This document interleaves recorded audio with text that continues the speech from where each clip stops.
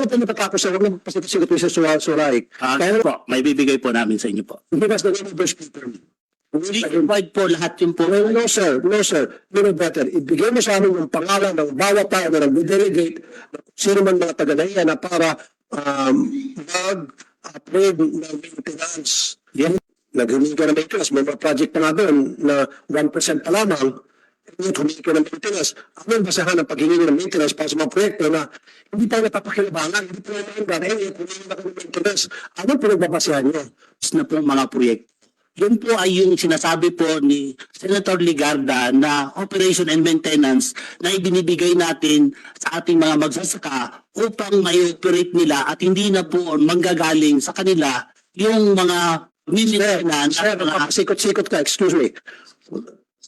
Mayroong isang project na 1% pa lamang ang nagagawa after so many years, and yet humingi na ka ng maintenance. Magandang araw sa atin lahat mga kababayan po natin. Muli nagbabalik po tayo para sa ating panibagong update at panibagong issue ay patungkol nga sa NIA o itong National Irrigation Authority kung saan mga kababayan po natin ay nabisto ang mga kanilang proyekto na hindi pa pala tapos at ilan sa kanilang proyekto ay 1%. Ang iba o mano ay naiwan na lang na nakatiwangwang matapos makumpleto ang 20% o 40% sa kanilang mga proyekto. At lahat po yan ay inilabas ni Senator Raffy Tulfo sa pagdinig sa Senado.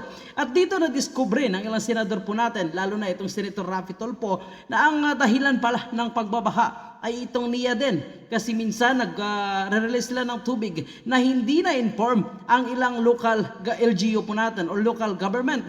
Kaya nga naman nagkaroon ng matinding baha sa ilang parte dito sa Bulacan. Samantala, ang hindi pa nagugustuhan ni Senator Raffy Tulfo ay kagustuhan nila na humingi ng maintenance and refer na mahigit 200 million. Samantala, ang ilang proyekto mano ay hindi pa tapos. At ang isa sa hinihinga nila ng maintenance and refer ay 1% accomplishment pa lang. Ika nga, paano ito mare-refer at mami-maintenance, yung proyekto ay 1% pa lang ang nasisimulan.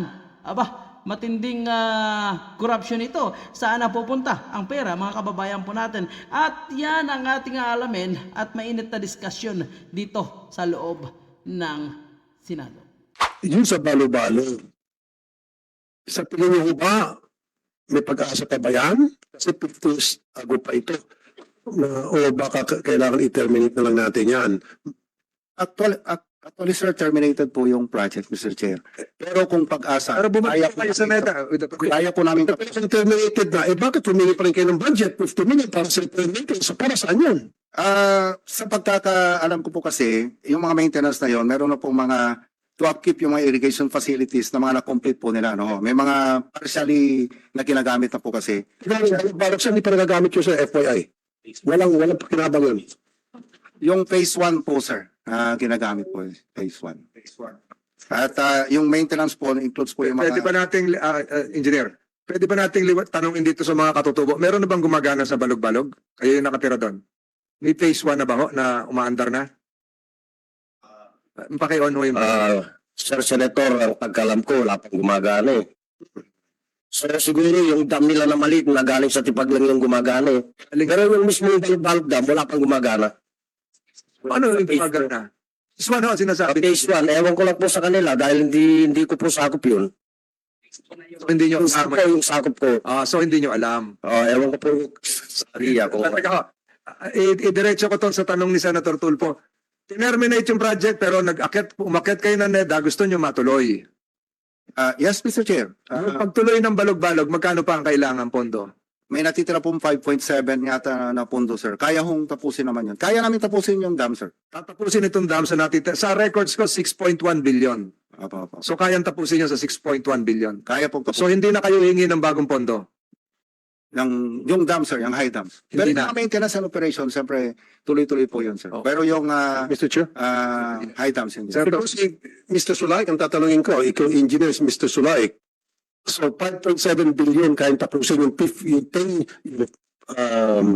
decades na hindi natapos ng mga previous na mga administration. Hindi na tapusin this time. Sa halagang 5.7. May sasabing ba sa amin ngayon sa harap namin, kailan matatapos ito? Maganda. Tapos natapos po per years. Ngayon, kaya yung tapos, ibig sabihin, Superman kayo. Mr. Chair, magandang hapon po sa ating lahat at sa member ng Blue Ribbon Committee. So yung pong Balog-Balog Irrigation Project, Mr. Chair, ay yan po ay nasimulan noong 2013 at yun po ay nagkaroon po ng pag-aaral yun na kailangan matatapos po. So yung pong Kaya naman po natatapos, huwag lang pasikat sa Suray. Kaya naman po natatapusin yung 5.7 billion na sabi nila natitirang perang budget para dyan. Sabi ko kanina, 50 years hindi natapos to. Well, tatapusin nyo, natapos yung termino sa halagang 5.7. Tell me. Mr. Chair, matatapos po ang balog-balog base po doon sa isinadmit namin Kailan last po? Kailan? naka-schedule po ng 2027 po. 2027 po. Sa halagang 5.7 million. Yes po. So for the meantime, yung 50 million allocation for maintenance and repair, yung sa page mo na yun, di ba bigyan nyo kami ng copy of record how it's being broken down para doon sa maintenance repair at sino yung mga parang involved sa maintenance and repair? Yes po, may bibigay po namin sa inyo po. Okay. Now, ang tanong dito, Mr. Sulaik, sino adopted yung maintenance budget for completed projects? Ikaw ba yan? Ayan po ay nirekomenda ng ating mga regional offices, at sila po yung Sino nga po? Give us names of those people? meron po tayong sinasabing delegated authority. So yung pong delegated authority, Kaya nga po sir, who are those authority that delegates? mga regional manager po, Then give us the name of those people.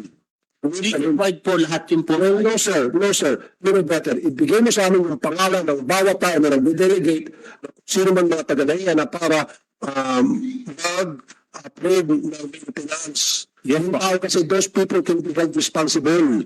Sige po, may bibigay po. Okay? Okay. Now, ano po yung basahan ng maintenance?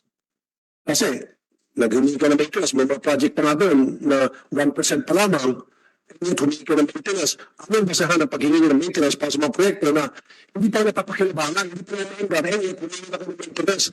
Ano po yung babasahan nyo? Sino tayo magsabit ng report? Kayo ay mapabigyan. Kayo ay mabigyan ng allocation. Mr. Chair, ang pagbibigay po ng maintenance sa mga irrigation system ay yun pong mga natapos na pong mga proyekto. Yun po ay yung sinasabi po ni Senator Ligarda na operation and maintenance na ibinibigay natin sa ating mga magsasaka upang ma-operate nila at hindi na po manggagaling sa kanila yung mga maintenance Sir, at mga sikot-sikot ka, excuse me. Mayroong isang project na 1% pa lamang ang nagagawa after so many years, and yet humingi na ka ng maintenance. Hindi pa napapakinabangan, ito umandar, humingi na ka ng maintenance, pakisagot lang, huwag lang paligoy-ligoy. 1%. Yung pong sinasabi kong sinasabi ninyong naghihingi ng maintenance ng mga project, wala po kaming binibigay na maintenance sa mga project na under project implementation pa po. Wala pong ganung klaseng maintenance. Listen. Babaan niyo po yung boses niyo pag ina-address niyo sa Senator Tulfo. Medyo relax lang po tayo. Sir, Mr. Suray, the minute strip Basilan, 1% pa lamang po na-accomplish. Okay? Meron na po agad na 200 million for maintenance. Ayan po, sa GAO, nag-request kayo. Mr. Chair, gusto po namin ipapakita yung allocation ng Dumulok na yan once na may present namin yung No, just listen to me. Ulitin ko, 1% pa lamang po yung pagkagawa sa project. Kumbaga, wala pa siguro sa kalansay. Okay? 1% pa lang. And yet, humingi kayo ng 200, nandito kayo sa GAAC 2023, and yet humingi kayo ng 200 million sa maintenance. Ano maintain kayo? Wala pa nga eh. Wala pa lang struktura. Ano maintain? Sagot lang sir, huwag lang magpaligoy-ligoy, please. Kaya nga po, papaliwanag ko po, yung pong Dumulok Irrigation Project is a multi-year implementation. Yung pong kabuuan ng allocation ng project, hindi po yan ibinibigay ng one time. Kaya po, taon-taon po, hinihingian po natin ng budget. No, sir. No. Hanggat hindi po completed na project, hindi pa gumagana, hindi dapat kayo ng maintenance. Kasi what will you be doing? Hindi pa yung pinapakinabangan. You the only time you will ask for the maintenance of that project if it has been completed. Pero ito, 1% pa lang. Kung halos di pa lang umpisa kasi 1% pa lang. And yet, meron ng 200 million pag maintenance and repair. Ano ang repair mo? Ginagawa pa lang yung repair na agad. Kasi ito, maintenance and repair, nandito. Hindi po yan pang-maintain, kundi po, yan po ay Sir, ito yung nasa record ng niya. hindi ko po ba ang kakaalam ko po yan pong mga requirement na every year allocation ng mga multi-year project ayan po ay requirement. Hindi po We're hearing you that you're not listening. Napakinggan mo ako ng mga sinasabi ko or sinasadya mo yung akong tindihan. Kasi ipit ka rito. You're under oath, Engineer Sulaik. So just respond para madali. But with the permission of Yes, sir. Senator Tulfo, para lumamig-lamig muna ng konti. Panoorin natin itong video na ni Governor Daniel Fernando. Huwag niyo, ano lang para may cooler heads tayo. Can we play that now? Lakasan nyo. Alam ko naman na inalalayan nila baka masira yung lahat kasi mahina na rin yung lima eh. Mahina na rin dahil masira nga yung pipe. So siyempre, anong material yan? Iisa dyan yung material nila dyan, di ba? Na ginamit. So yun yun. At according to me, dinimanda na raw nila yung sabi na Kaya nagkalubog-lubog ang lalawigan ng Bulacan. Wala rin dito si Senate Majority Leader Joel Villanueva. Siguro, birthday niya ngayon pero baha doon sa kanila, sa Bukawi. Ano po yung sinasabi niyo kanina? Diversion lang, engineer? Actually, sir, diversion dam po siya. Rubber type dam po siya. So, kailangan po talagang ibaba yun, sir, kapag ka umaapaw na. Kasi masisira po yung dam natin. Kung hindi rubber yon, medyo hindi babagsak yon. Kung hindi po siya rubber, magbubukas po sila ng mga gates. So, ilalabas pa rin po yung tubig, sir. Hindi po siya reservoir type dam. Saan galing naman yung tubig niya? Again, nag-release po ang IPO ng 100 cubic meters per second. Tapos, So yung release po ng IPO, may abiso sa lalawigan ng Bulacan? supposedly, sir, kasi Pero sinasabi ni Governor Fernando, wala eh. So I think it is incumbent upon you as the new NIA administrator to answer formally Yes, sir. the allegations of the governor because the governor is accountable to his people. Hanggang ngayon po nakalubog pa ang Bulacan. So sulatan niyo po si Governor Padilla Fernando at ipaliwanag niyo po yung banggitin niyo yung engineering details nito, diversion, rubber dams. Ang tingin ko yung rubber dams dapat mas matibay. So para matapos na po itong isyong ito. Sa ngalan po ng lalawigan ng Bulacan. yes, sir, actually, ang kailangan po talaga natin, sir, ay mga high dams po eh. Para talagang ma-contain po natin yung tubig, ma-manage natin. What we need, sir, is water management. Hindi po, talaga pong kahit anong gawin natin, kung wala po tayo water Pupunta ko tayo sa ibang issue nito pag Yes, sir. nakasunod tayo sa high dams.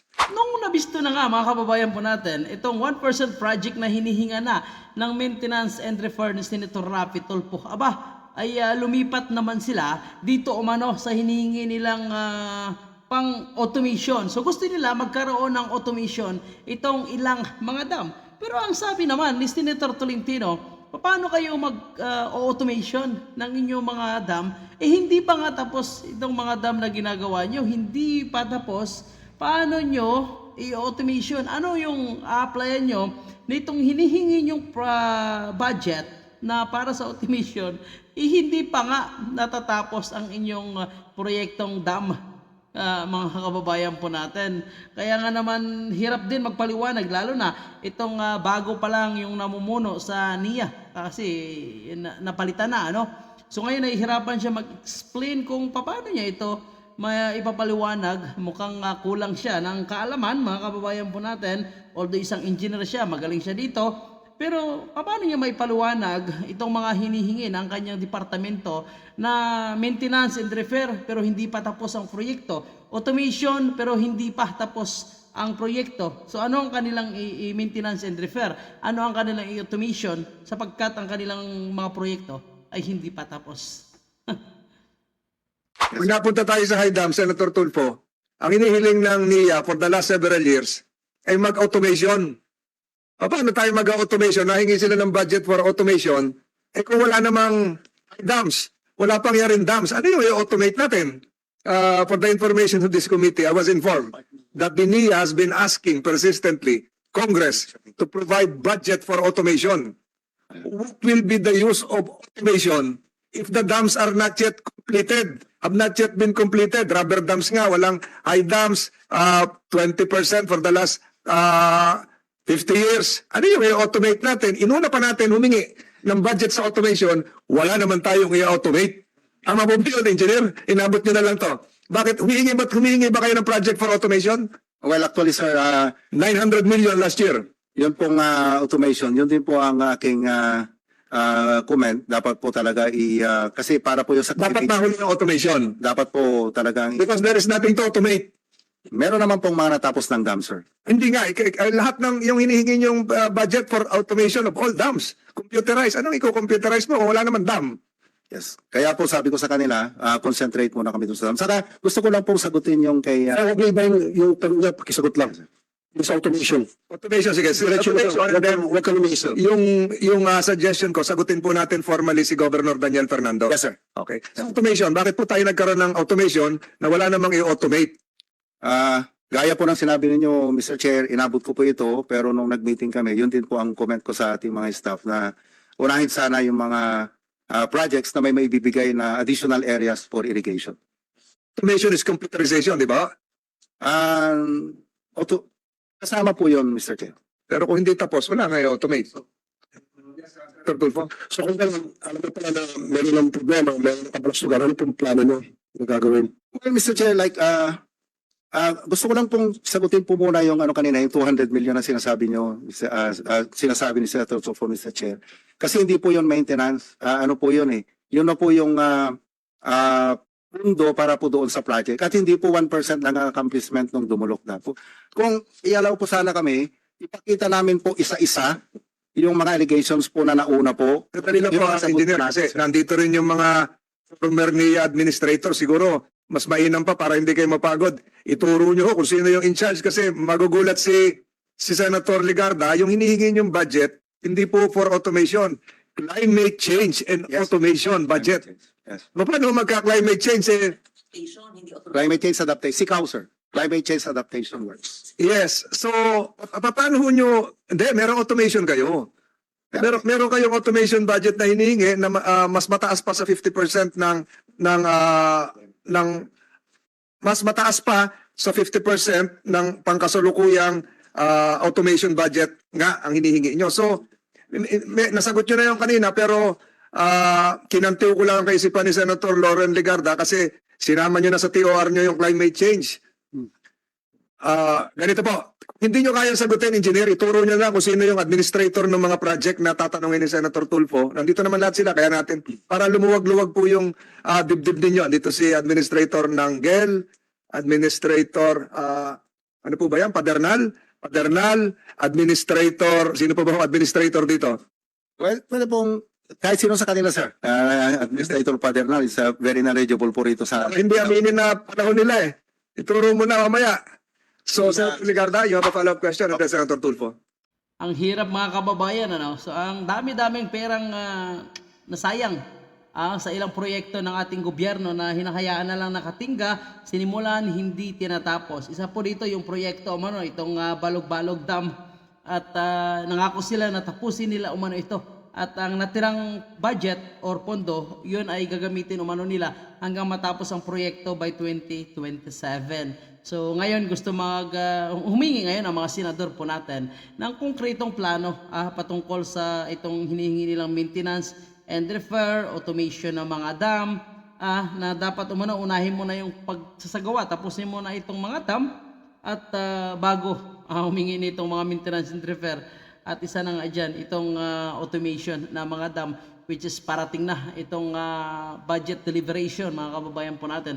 Kaya malamang isa ito sa ma-hold ang kanilang budget, itong NIA, dahil sa ilang proyekto nila na nakatingga at pinabayaan nga ng previous administration na humahawak nitong ilang proyekto. So ang mga namumuno dyan, dapat yun sila ang makulong. Alangan naman yung bago ngayon na nakaupo na walang kaalam-alam sa mga proyekto na ito. Dapat talaga ay habulin din ng ating pamahalaan yung mga ilang namumuno sa ating gobyerno, lalo na yung mga na-assign sa mga department na ito na bilyon-bilyon ang perang nakalaan sa kanilang pundo, humihingi nga ng maintenance, wala naman silang pinapagawa, asaan na pupunta yung pera. So which is napakalaking questionable. Ang dami naghihirap sa atin, pero ang ilang opisyal ng ating gobyerno ay nagpapayaman sa mga proyekto na hindi naman nila ginagawa.